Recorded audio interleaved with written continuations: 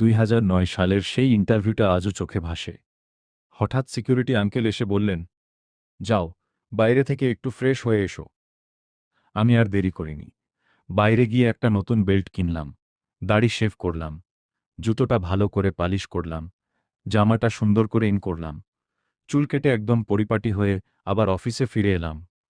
আমাকে দেখে মদনলাল স্যার হেসে বললেন, এবার তো একদম ইন্টারভিউ দেওয়ার মতো লাগছে, বসো। তারপর একে একে সবার ইন্টারভিউ শুরু হলো। প্রায় 2 ঘন্টা কেটে গেল।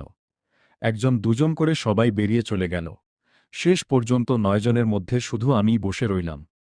এরপর আমাকে 2টি ডিজাইন টেস্ট দেওয়া হলো। প্রথমে ফটোশপে একটি সুন্দর গোলাপের ডিজাইন বানাতে বলা হলো। তারপর কোরেল ড্রয়ে একটি ওয়েস্টার্ন স্টাইলের ড্রেসের ছবি সামনে রেখে সেটি হুবহু দেখে সম্পূর্ণ ডিটেইল সহ ড্রয়িং করতে বলা হলো। আমার কাছে কাজগুলো খুব কঠিন মনে হয়নি, কারণ এর আগে আমি এমব্রয়ডারি ফ্যাক্টরিতে কাজ করেছি। হাতে ড্রয়িং করার অভ্যাস ছিল। ছোটবেলা থেকেই পেন্সিল দিয়ে ছবি আঁকতে খুব ভালোবাসতাম।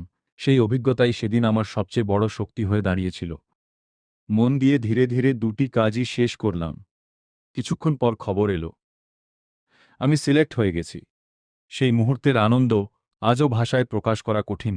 মনে হয়েছিল, নিজের ওপর বিশ্বাস রাখলে আর শেখার ইচ্ছা থাকলে একদিন না একদিন পরিশ্রমের ফল অবশ্যই পাওয়া যায়। এরপর কি হলো, চাকরিতে যোগ দেওয়ার প্রথম দিনটা কেমন ছিল, সেটা জানাবো আগামী পর্বে।